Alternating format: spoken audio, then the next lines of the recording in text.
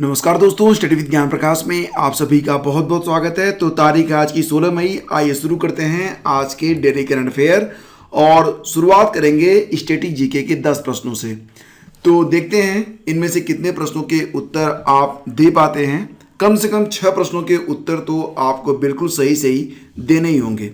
अगर ऐसा नहीं है तो आपको थोड़ा सा टाइम टेबल इम्प्रूव करने की आवश्यकता है, थोड़ा सा और अधिक स्टडी का जो डिसिप्लिन है उसको मेंटेन करने की ज़रूरत है। बताइए कि कपास का जो प्राचीनतम साक्ष्य होता है ये कहाँ से प्राप्त हुआ है? कपास का प्राचीनतम साक्ष्य कहाँ से प्राप्त होता है? सही आंसर क्या होगा? जी हाँ दोस्तों, सही आंसर है मेहरगढ़ से। तो ये बिल्कुल आपको पता होना चाहिए था। अगला क्वेश्चन होगा कि कौन सा पशु समूह मोहनजोदड़ो की जो पशुपति की मुद्रा वाली जो मूर्ति मिली है पशुपत मुद्रा पर, तो कौन सा पशु समूह उस पर स्थित है? क्या बता सकते हैं दोस्तों? इस पर व्याघ्र यानी कि बाघ, हाथी, गैंडा और भैंसा है। ठीक है, कई बार आपने पढ़ा होगा लेकिन याद रखने की आवश्यकता है यहाँ पर। अगला क्वेश्चन, नफाइस उल नासिर नामक ग्रंथ के लेखक कौन है? नफाइस उल नासिर नामक किताब किसने लिखी है? और इसके लेखक हैं मीर अलाउद्दौला कजवीनी। ठीक है, आगे बढ़ते हैं। अकबर ने किस विद्वान को जरी कलम की उपाधि दी थी? ये क्वेश्चन यूपी पीसीएस में बहुत बार पूछा गया है। जरी कलम की उपाधि किसको दी गई थी? तो दोस्तों ये हैं मोहम्मद हुसैन, याद रखना। मॉन्टेग्यू चेम्सफोर्ड सुधार का मुख्य उद्देश्य क्या था? मॉन्टेग्यू चेम्सफोर्ड सुधार का मुख्य उद्देश्य क्या था? इसका उद्देश्य था प्रांतों में द्वैध शासन की व्यवस्था करना। मैं समाजवादी हूं, यह कथन किस कांग्रेसी अध्यक्ष का था? तो सही आंसर है इसका पंडित जवाहरलाल नेहरू। और असम जो है यह स्वतंत्र प्रांत बनाया गया था कब? तो यह बनाया गया था 1911 में, जब बंगाल का विभाजन रद्द किया गया था। बंगाल का विभाजन कब हुआ था? 1905 में हुआ था। और जलियांवाला बाग हत्याकांड की जांच के लिए कांग्रेस के द्वारा जो समिति गठित की गई थी उसके अध्यक्ष कौन थे? बहुत ही कॉमन क्वेश्चन। आंसर क्या होगा? आंसर होगा इसका मदन मोहन मालवीय जी।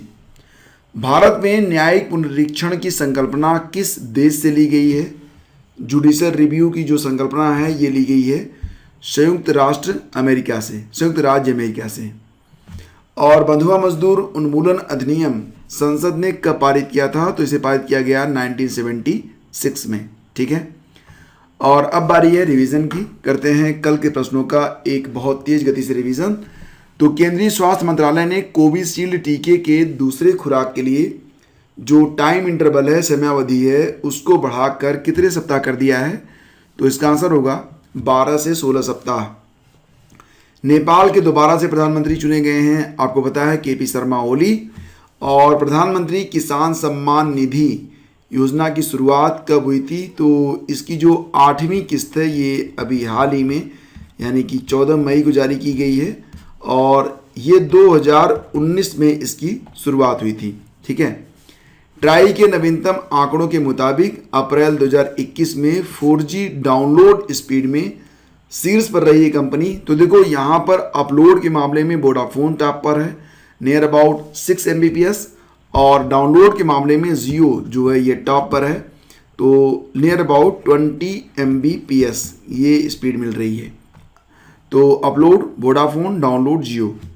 दुनिया की किस एक बड़ी वाहन कंपनी ने वाहनों के विक्रय के लिए बिटकॉइन लेने से मना कर दिया और इसके बाद बिटकॉइन की कीमत में 17% की गिरावट भी देखी गई? तो यह कंपनी है टेस्ला। जी हाँ, वही एलन मस्क की कंपनी टेस्ला। आईसीसी विश्व टेस्ट चैंपियनशिप की सालाना टेस्ट रैंकिंग में कौन सी टीम पहले स्थान पर है? तो इसको आप वेरी इंपॉर्टेंट में रखिएगा और इसका आंसर है हमारा प्यारा भारत। हाल ही में सऊदी के क्राउन प्रिंस मोहम्मद बिन सलमान ने किस देश के नागरिकों को चीनी टीका लगवाने के बाद सऊदी का वीज़ा जारी करने से मना कर दिया है? साइनोवैट और साइनोफार्म 2 टीके हैं कोविड-19 के जो कि चीन ने विकसित किए हैं। अगर उसको लगवा लिया है कोई पाकिस्तानी नागरिक तो उसे जो है वीज़ा नहीं देगा सऊदी अरब, ये बात कही गई है। तो ये देश है पाकिस्तान। भारतीय महिला क्रिकेट टीम के दोबारा से कोच कौन बने हैं? तो ये हैं रमेश पवार और गौतम ठाकुर को हाल ही में सारस्वत बैंक का अध्यक्ष बनाया गया। तो ये हो गया 15 मई के प्रश्न। और अब बारी है आज के प्रश्नों की। तो दोस्तों, अगर वीडियो आपको पसंद आता है तो प्लीज़ इसे आप एक लाइक जरूर किया करें, अपने दोस्तों में इसे शेयर कर दिया करें।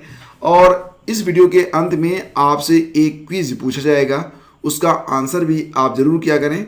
चैनल पर अगर पहली बार हैं तो सब्सक्राइब करना बिल्कुल भी मत भूलिएगा। स्पुतनिक वी का पहला टीका देश में लगाया गया। आपको बताना है कि किस राज्य में।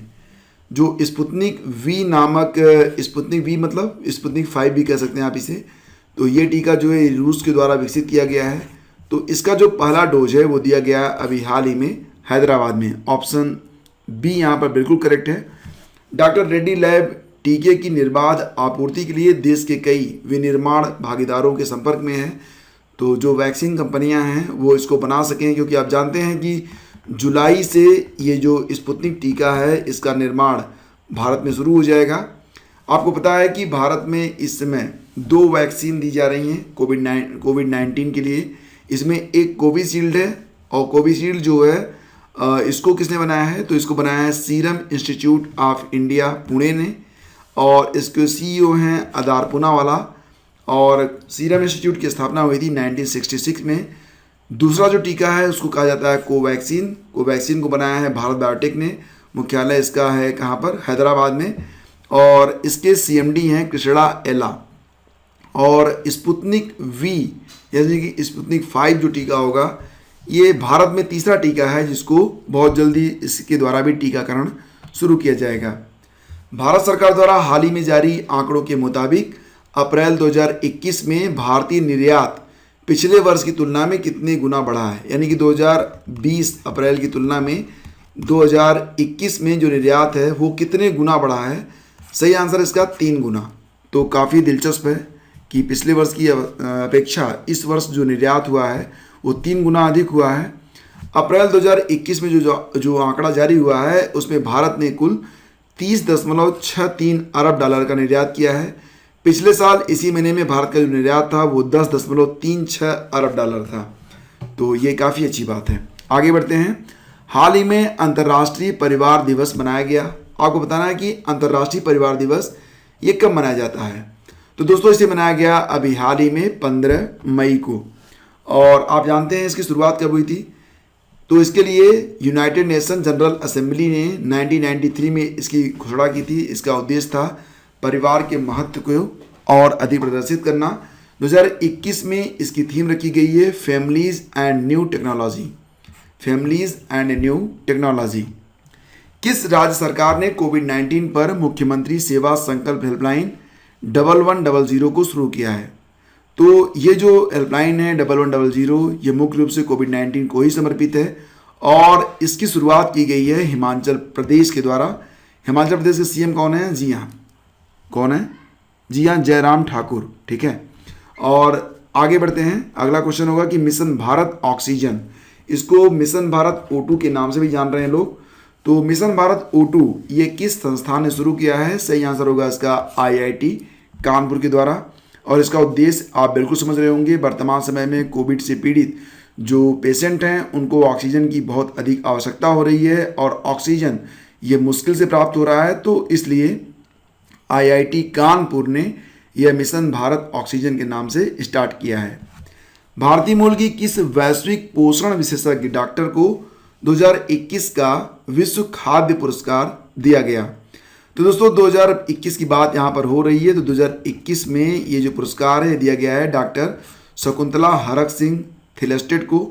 और 2020 की बात करें तो 2020 में पुरस्कार मिला था डॉक्टर रतन लाल को, और साइमन एन ग्रोट को यह पुरस्कार दिया गया था 2019 में। तो क्रमशः तीनों वर्षों के बारे में आपको पता होना चाहिए। और विश्व खाद्य पुरस्कार 2021 ये मिला है डॉक्टर शकुंतला हरक सिंह थिलेस्टेड को। ठीक है।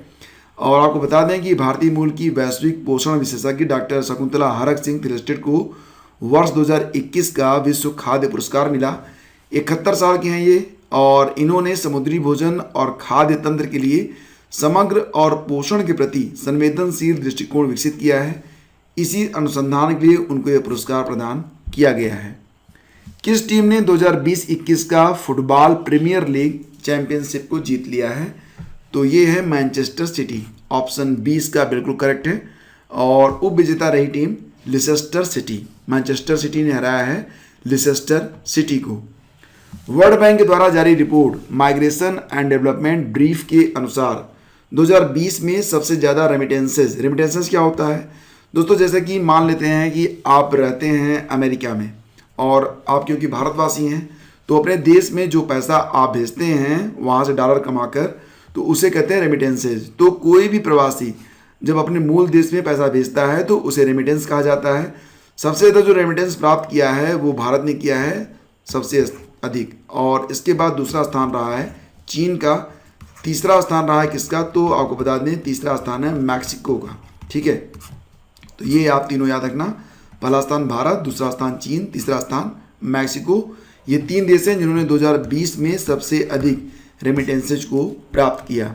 अगला क्वेश्चन होगा, किस राज्य की पुलिस ने मिशन हौसला शुरू किया है? मिशन हौसला, तो दोस्तों ये जो मिशन हौसला नामक अभियान है इसे कोविड से पीड़ित मरीजों के लिए शुरू किया गया है, जिसमें उनको ऑक्सीजन की सप्लाई करना, प्लाज्मा की व्यवस्था करना, अगर बेड नहीं मिल रहा है तो बेड की व्यवस्था करना, यानी कि उनके लिए तमाम सुविधाएं उपलब्ध करवाएगी उत्तराखंड राज्य की पुलिस।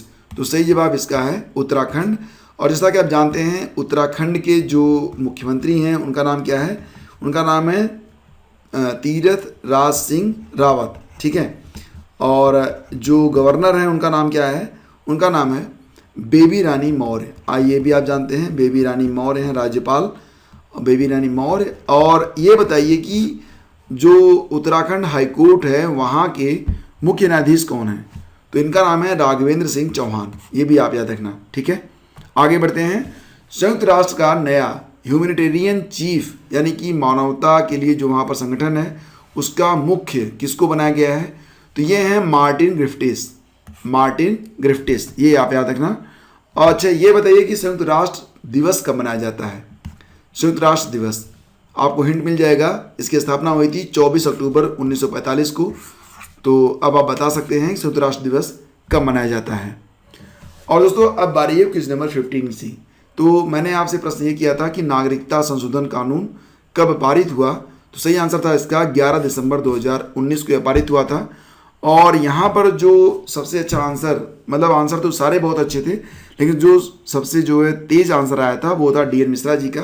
इन्होंने काफ़ी अच्छा आंसर लिखा है और इसी प्रकार के आंसर की मुझे आपसे आवश्यकता रहती है, उम्मीद रहती है, और मुझे पूरा विश्वास है कि जो क्विज नंबर 16 है इसको आप आंसर जरूर करेंगे। तो यहाँ पर आपको ये बताना है कि निम्नलिखित में से किस राज्य से कर्क रेखा नहीं गुजरती है। तो इसके बारे में डिटेल में चर्चा करूंगा मैं कल के वीडियो में, और आपको एक ट्रिक भी बताऊंगा जिससे आप ये जो 8 राज्य हैं जिससे कर्क रेखा गुजरती है उसको आप याद भी रख पाएंगे। तो फिलहाल ये जो क्वेश्चन है आपके सामने, इसको आप लोग डिटेल में लिखिएगा। हम शीघ्र मिलेंगे आपसे एक नए वीडियो में। और आपको एक बात और याद दिला दें, देखिए अगर आप शिक्षक भर्ती परीक्षा की तैयारी कर रहे हैं तो इसके लिए रोज़ शाम को 5 बजे आपको एक वीडियो प्रैक्टिस सेट के रूप में उपलब्ध होता है।